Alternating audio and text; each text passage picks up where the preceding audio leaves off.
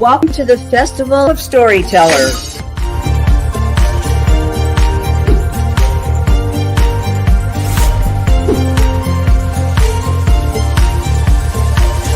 I thank everybody that's involved with this process because we know writers need readers and writers need publishers.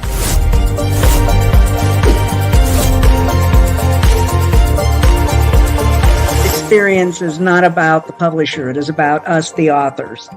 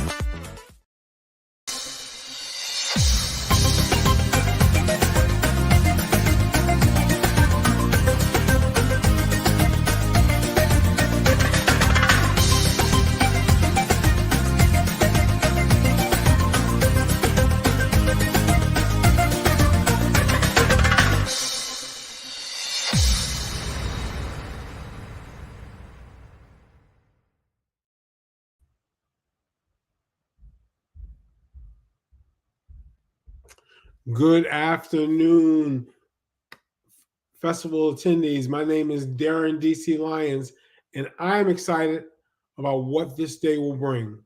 I'm well trained and highly motivated for the task at hand. Yesterday's problems are today's possibilities. Yesterday's obstacles are today's opportunities. I shall not fail. What I lack in skill, I will make up with enthusiasm. Victory is my destiny because I'm excited about what this day will bring. I'm excited to have all of you here at the Online Storytellers Festival. Been so pleased to be here, and I'm here today because I'm a writer, coach, speaker, trainer for my company, Courier Inc. And I'm also here because I am a double below knee amputee, stroke survivor, dialysis patient with a heart condition. I'm going to say that again. A double below knee amputee, stroke survivor, heart patient, dialysis patient with a heart condition.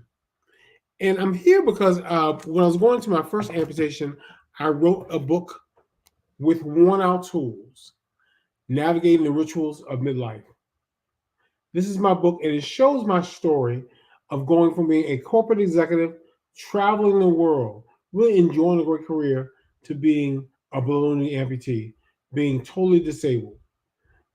A lot of people get an amputation because of snake bites or motorcycle accidents or something very sexy.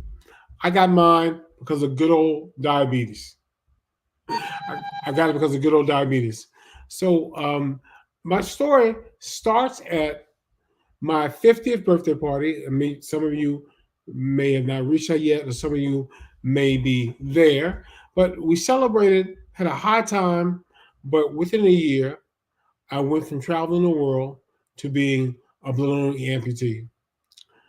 In February of 2017, they amputated my left knee below my leg to save my life. It was the result of just a simple cut on my left heel.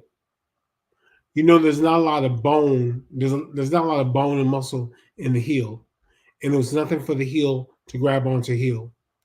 So they had to amputate it to save my life. I went from traveling the world. I went from having an active career to now trying to figure out what am I going to do the rest of my life. I'm 51 years old now, and I am now fully disabled. Fully disabled. Now, since that amputation, what happened to me was that what happens with most people with a below knee amputation or lower extremity amputation due from a cardiovascular disease, the other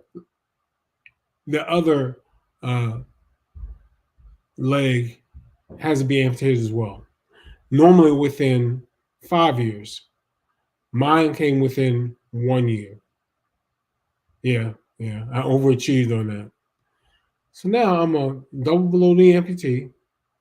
I also start dialysis because my kidneys gave out because of my diabetes. I have to figure out what I'm going to do with my life. But I want to let you know this isn't a sad story. This is a happy story because I fought back.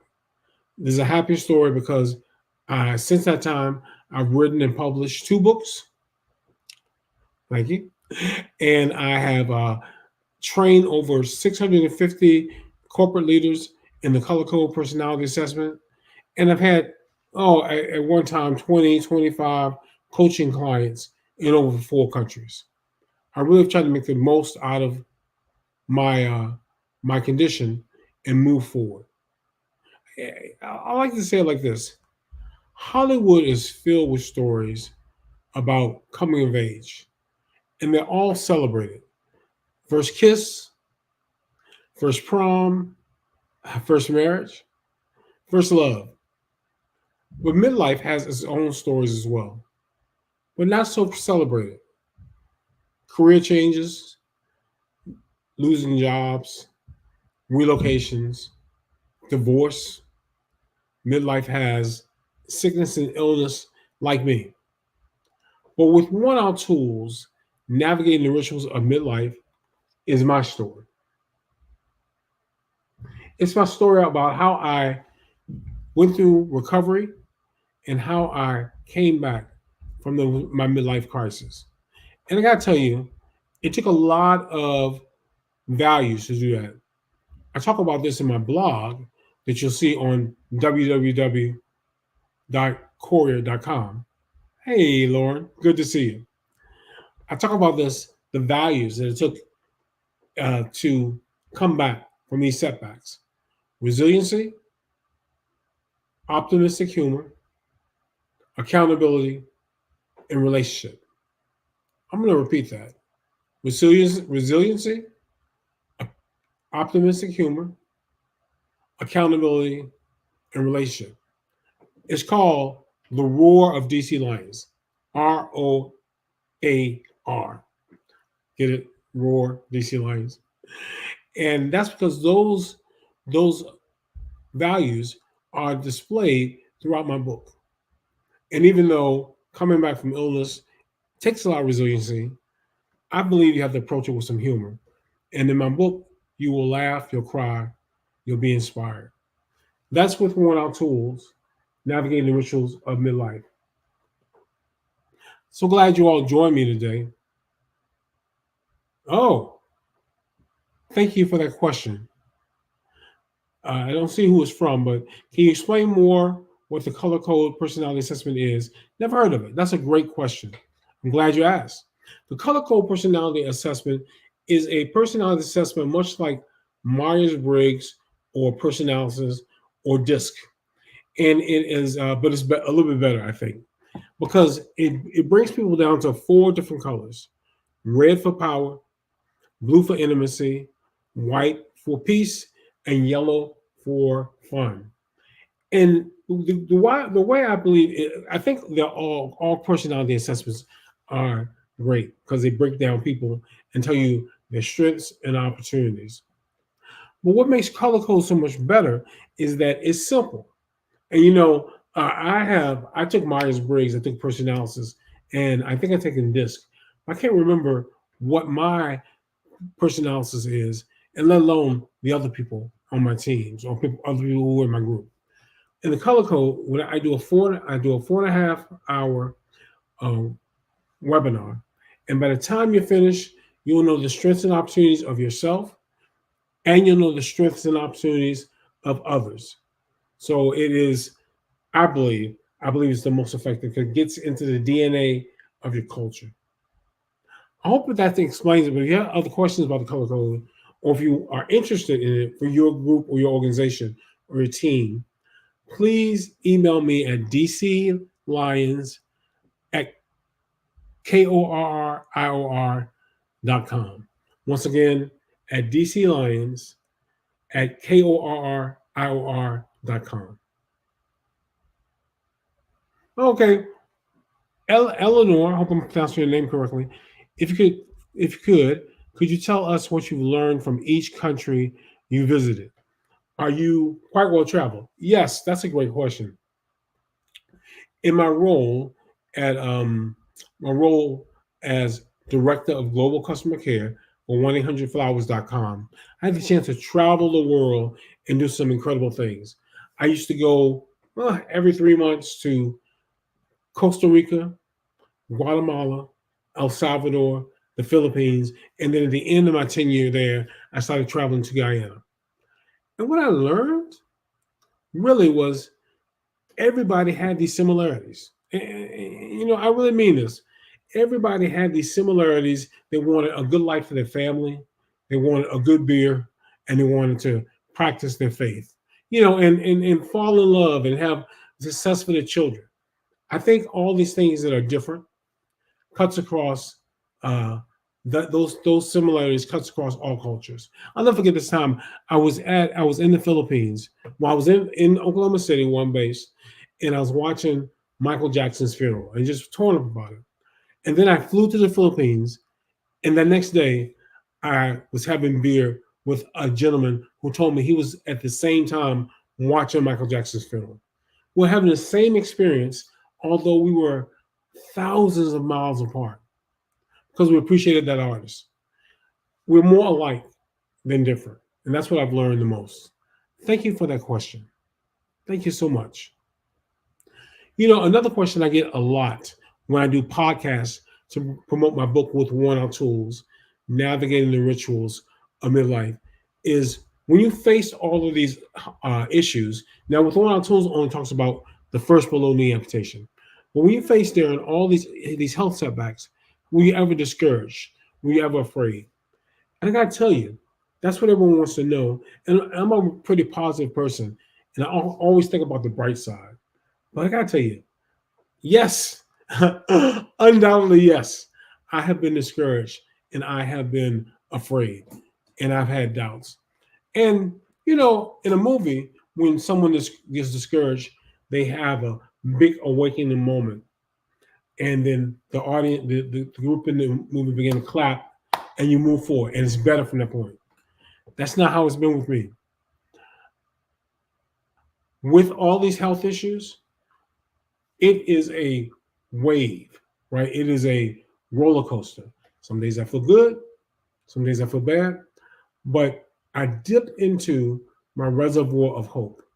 I dip into my memory of all the things that have happened good for me, and I find a reason to move on.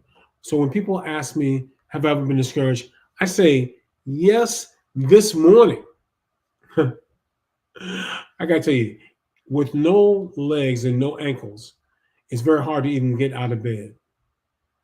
At the same time, I am thankful for the fact that I have thighs and I have knees, because a lot of people suffer similarly and they are total amputees, or they are full amputees.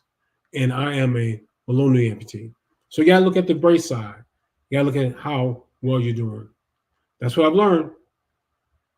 Good afternoon, Carolyn. Good to have you. Good to have you. People, let me know where you're from too. Where you're dialing in from. Myrtle has a comment. The red sweater looks good. Thank you so much. I have saved this red sweater for my last live session because I want to have power, and I think that's what Tiger Woods does. When he has the red. So thank you so much for the compliment. I appreciate it. And talking about my discouragement in my book with worn-out tools, one of the things I like to read is a story from the book. And today I didn't want to read it, but I just want to tell you the story from the book. It was my lowest moment and my moment of turnaround. I was dropped off at a nursing home, a skilled nursing facility, for therapy, for physical therapy. After you have your amputation, after you get your prosthetic leg, which I have 2 prosthetic legs, you start physical therapy. And I was dropped off. And imagine this: you're dropped off on a weekend, a Saturday evening, and because I couldn't walk, I couldn't muster up the strength to get on my prosthetic leg because I gained so much weight from my kidney disease that they had to lift me from my stretcher to my bed. And after the check-in procedures, they leave me in the room by myself. And I tell you, this room was nice enough, but it was cold and institutional. It was cinder block and not much, not many home furnishings. And the television, I went to turn it on, didn't turn on because the remote control didn't work, and there was no engineer on site. I gotta tell you, I was feeling bad. I'm in a nursing home. Those smells, that feeling of being there, and I am feeling awful. I'm on the bed, and I look across the room, and my prosthetic leg is sitting in the corner, just piled up over there. Remember, I told you I couldn't really use my prosthetic leg because I gained so much fluid because I hadn't started dialysis yet. Anyway, but discouragement and frustration and fear are powerful motivators. And I looked across the room. I used my slide board to get on my wheelchair, rolled across the room, got my prosthetic leg, rolled back to the bed, put my bed in front of my wheelchair, strapped on my prosthetic leg, and I stood up on my prosthetic leg for my very first time in my own power. And from that moment, I knew that I'd be better. I heard something say, fight, fight, fight. And I knew that I would be better. And that started my comeback. That's with Worn Out Tools, page 80 through 81 of my book. Hey, John, I see a question. Your website is called Courier. Does it have any particular meaning? Yes, John, it does. It is what I call my superhero name. And it stands for King Warrior. When I moved out west, so here to Oklahoma City from Tampa, I wanted to feel good about myself. So the first thing I did was create a email address, courier.com. And I'm sorry, courier@apple.com. And then I decided that I would use that as my website and all of our company names as well. So it's the name of my company and it's the name of my website as well. Thank you so much for the question. I appreciate it. My book is with Worn Out Tools, Navigating the Rituals of Midlife. It's available on Amazon, Barnes & Noble. It is a story of my transition from being a corporate executive to being a below-knee amputee. And one of the things I like to talk about is my pleasure in people sharing my book with people who are going through similar issues. I've had people read my book. I'm very blessed for that. And they share it with someone that's going through similar issues. I've had people who've gone through cancer, read my book and found encouragement from it. People who've gone through other life issues. And whether you're going through a divorce or you're going through job change, relocation, or you know someone that's going through it, give them a copy of With Worn Out Tools. It's funny. It's not very long. It's what I call an easy read.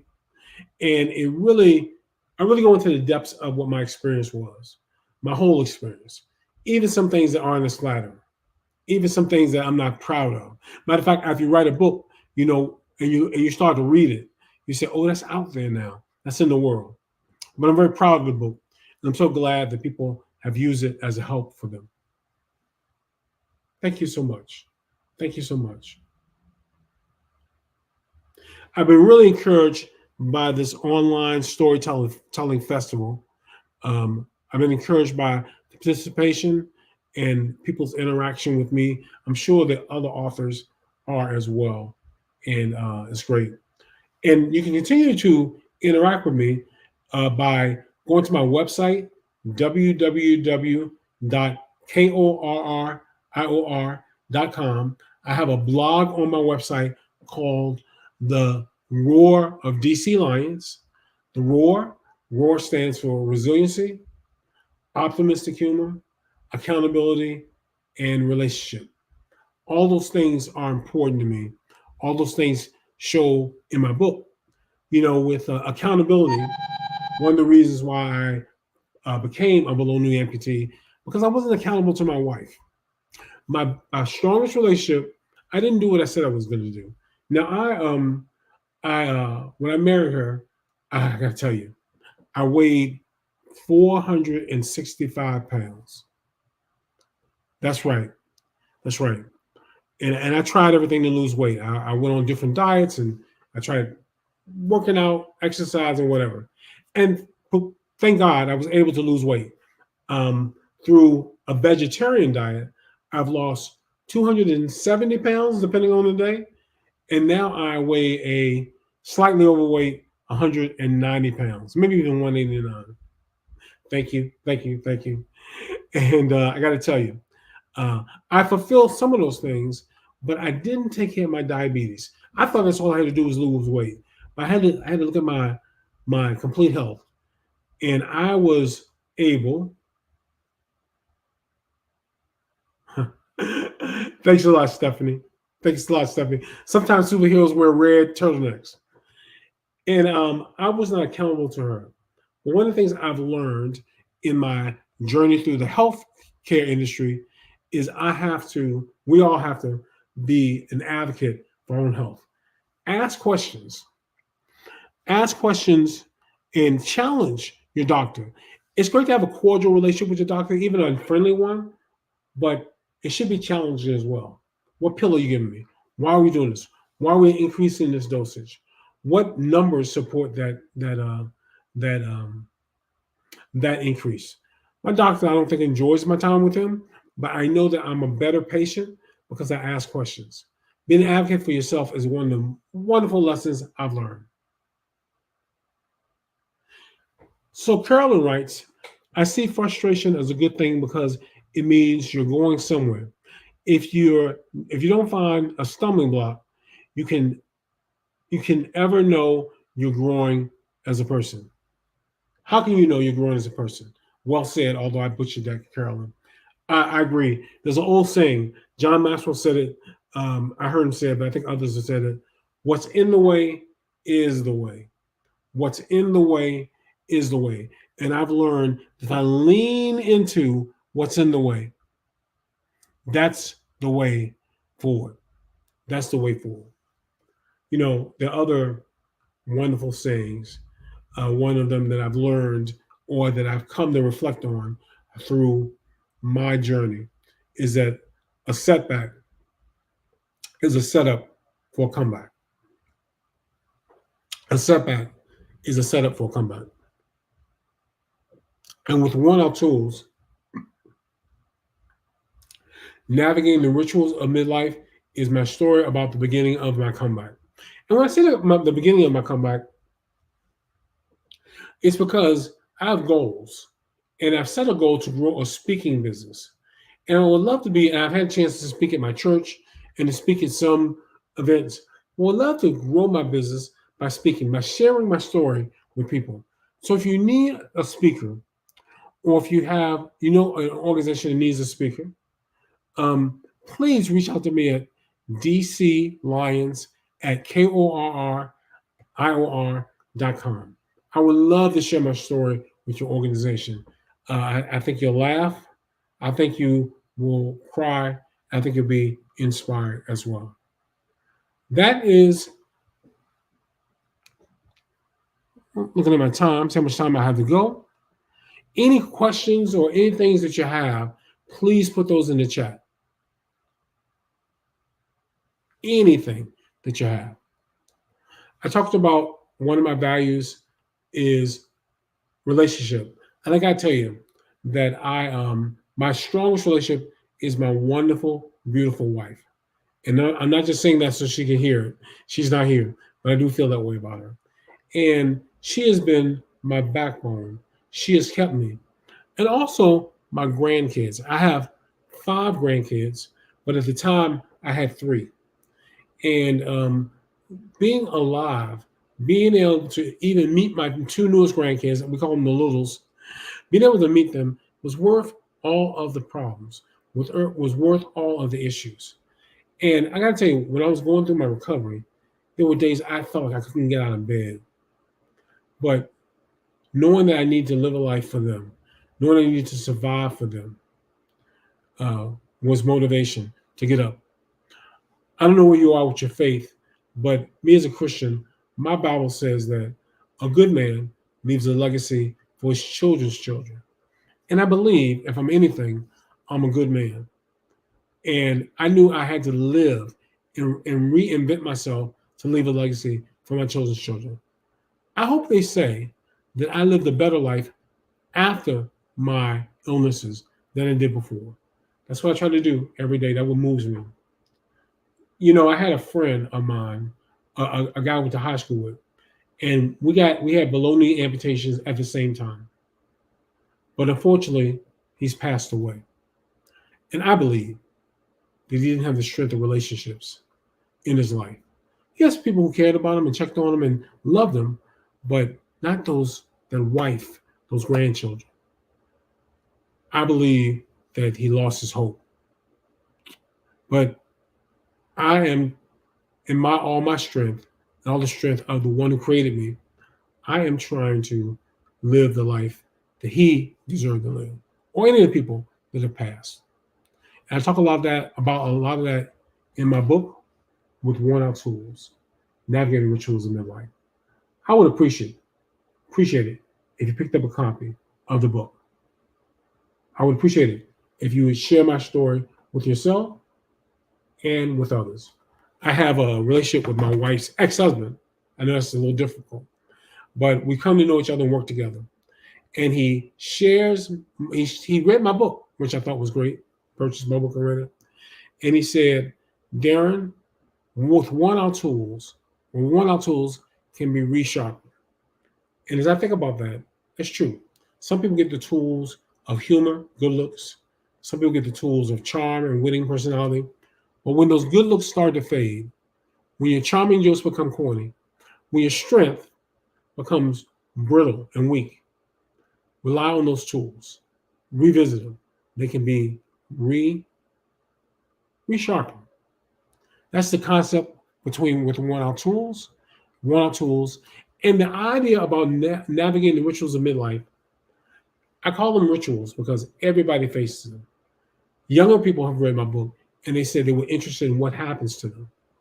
And what happens to you, or how you face what happens to you, really determines your third act. Listen, I want to thank you for your attendance.